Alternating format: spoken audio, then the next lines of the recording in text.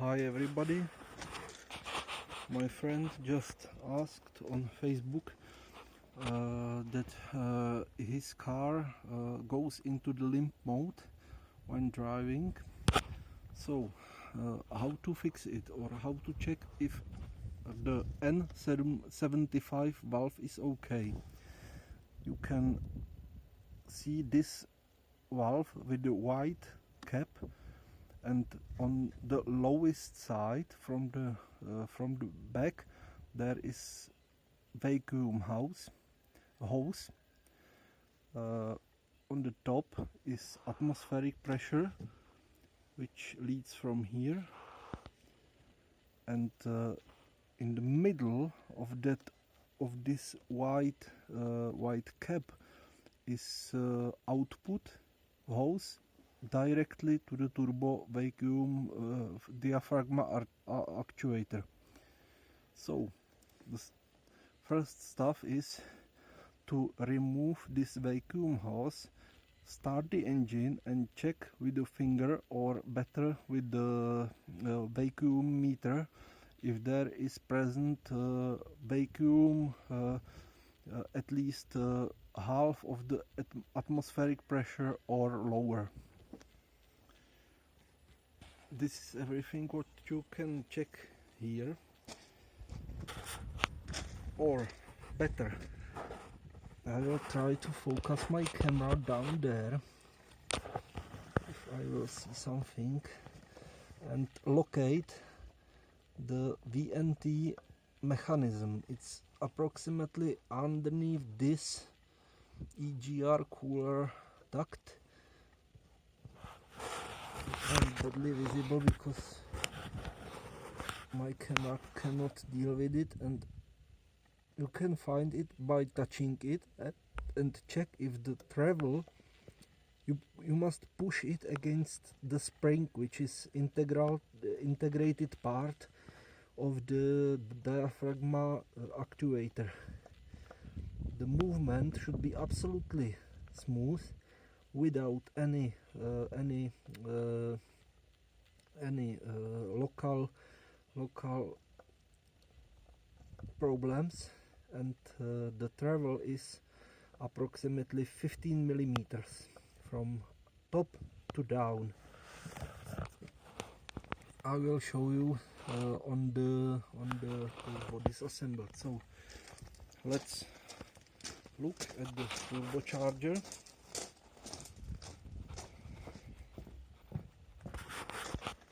Basically, the 3-liter turbocharger looks like this. This is partially dismantled, and to locate, the turbo is in the car installed like this, and basically here is the pressurized oil inlet, and this is that mechanism which actuates the stator vanes. This, what I made on the car, was pushing this part, put my finger on this spot, and I just pushed it against like this.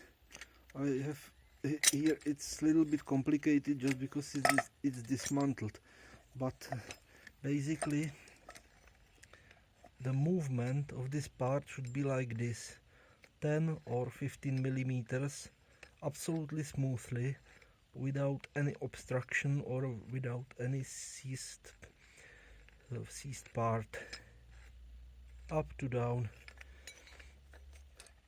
It's pretty common, absolutely common, that this mechanism is stuck somewhere, anywhere, in any position between those two extremes. So the car has a lower power in certain RPM area, and goes into the limp mode because of the overpressure or underpressure on the intake manifold, which is this output. To disassemble the turbocharger, it basically looks like this. This one is not 3L car, it's 4-cylinder TDI-PD engine, and the turbocharger here is done, is completely gone because of the loss of the oil pressure, and without cooling by the pressurized oil and without precise alignment, evading the place in the turbo, the bearing, or both bearings, radial and axial bearing, went melted completely, and oil leaked directly into the intercooler, both to the intercooler and into the exhaust port, and fulfilled the exhaust with the motor oil. So this is on the 3L cars, on the Lupo 3L, on the Audi A2 3L. This is not the case. I have never seen the 3-liter car turbocharger damaged on its most valuable part, which is this one, which is bearings and shaft and turbine and compressor wheel.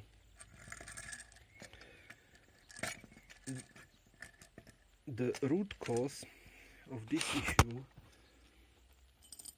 is that basically, to be precise, the turbo is assembled by these small bolts M6 with this washer. There are a few ones, and to remove those bolts requires to put the turbocharger completely into the diesel fuel and left it for days, weeks, probably even months. This is time consuming, it's problematic, so I always remove it like this. I clean this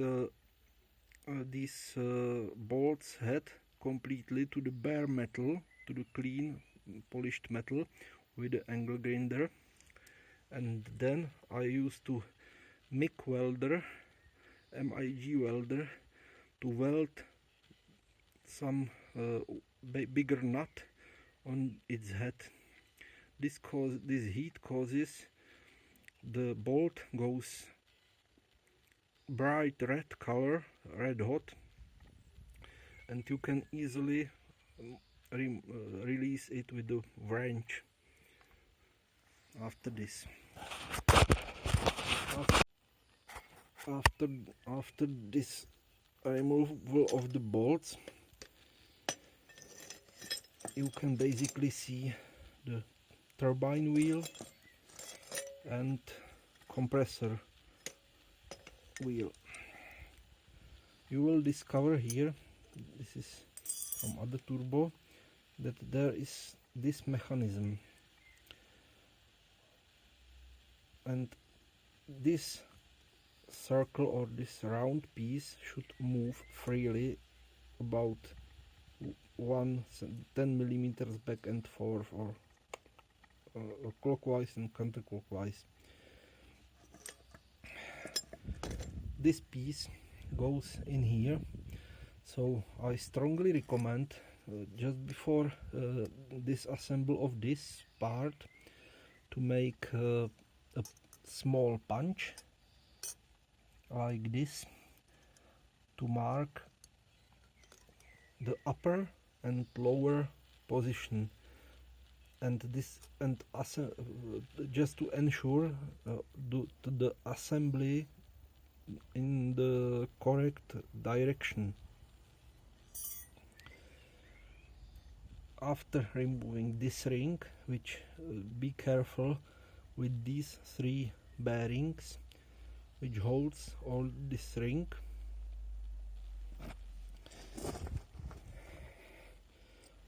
You will get access to these 1, 2, 3 bolts. It is M4 bolts, approximately this long, and it is bolted into the cast iron about 5 millimeters. You can see the print in here. Those 3 small bolts are most difficult to remove. You should put it back to the diesel fuel, clean this with the petrol, back to the diesel fuel, heat up diesel fuel up to 100 degrees Celsius, and basically boil it in the diesel fuel to make sure the diesel fuel penetrates all the way down this thread. It works partially, helps to remove it. Before you will try to loose this screw in this direction, I'm sorry, screw bolt, it's my bad English. I strongly recommend to take a bit, just perfectly fit into this Torx dimension, and tap it with a hammer with the force, but not over tap it. Don't use excessive force, just to tap it strongly but fast and once. And then, before trying to release counterclockwise, make this. Put the bit in here and slightly try to go clockwise at about 1/8 of the turn. If the bolt makes tuk, you are sure that it is free, and you can prevent damage of this Torx in this direction by doing tightening. So then you can carefully release the screw. If the bolt is harder and harder to release, then stop immediately.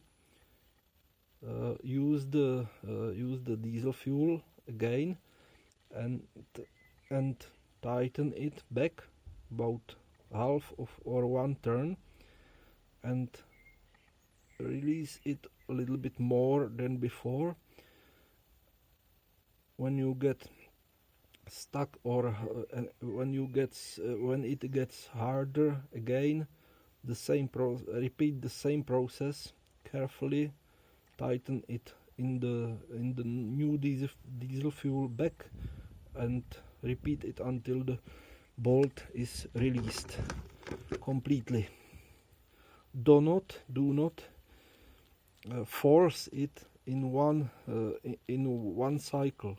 Absolutely. Just because if you rip this out, it's very difficult to weld weld on this small diameter, and sometimes it ends up in no-go situation. So this is the most critical part of this assembly. After this assembly, you will get basically this. Those are stator vanes, which aligns or directs the exhaust gas flowing onto the turbine wheel, and basically it regulates the RPMs and force applied to these vanes by the directing of the angle of attack of the exhaust gases. Clean it from the carbon deposits, from everything, just basically everything. Clean it in petrol or EGR cleaner spray mixed with the acetone, and basically every solvent you can, every chemical solvent you can afford. But the carbon deposits on both sides are only top of the pyramid, because when you closer look on the inside of the volute, this is called volute, you will find this metal piece, and on it you will see clearly that there are scratches from the veins, because the veins are precisely distanced from this part, and you must apply the force, tap this out, and you will find rust on this side and much more rust in here. The rust in here makes basically expands out towards this part, and closes the gap between that small gap, basically 500 of the millimeter gap between this bends slightly this. So use the rotating wire brush to clean all these surfaces as much as you can. The best solution is to take it on the mill and mill out some layer of this this rust layer, and then put it then coat it with the copper grease, heat resistant grease, and put it back together. Use the compressed air to clean these threads. Insert it in the cast iron. The best is to renew the thread with the thread making tool, and also carefully coat the bolts, especially part of the bolts which goes into the cast iron. Coat it slightly with the copper grease. Then take this back, put the distance sleeves on this carefully, and put this back together. Do not use any lubricant, any grease on this mechanism. Align it just like it was from the factory. Back, you can use your punched hole to help you to assemble back. Make it completely dry, no lubricant comes in here, just because it will stick the carbon going from the engine, and you will be stuck back during first kilometers. So this must be completely dry without lubricant. Back to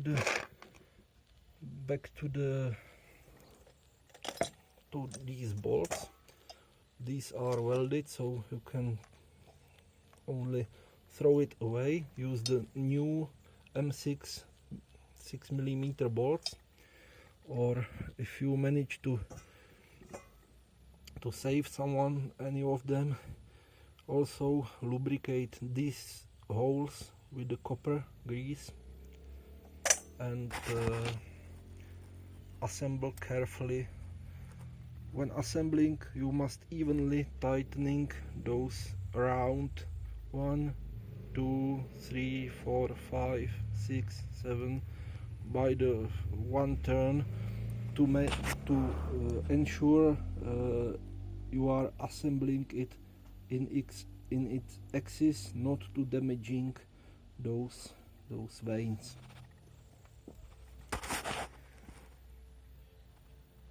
After that, I strongly recommend on the 3L to make these welds. This does not look perfectly just because there is no access from the MIG welding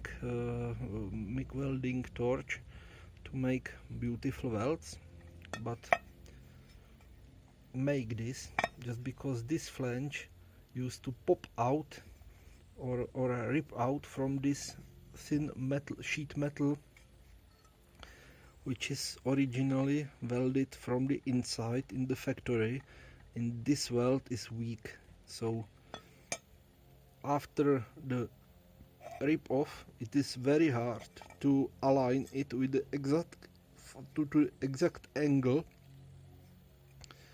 and you will have problems to align turbocharger with the exhaust manifold, with the holders, and with everything basically. So strongly recommend from one side and from other side make some DIY welding. This is not bad, this will hold, but welders will criticize me for the poor welding skills. I cannot make it better in this limited space. So probably this is everything about 3L turbochargers. Also clean this surface with the knife and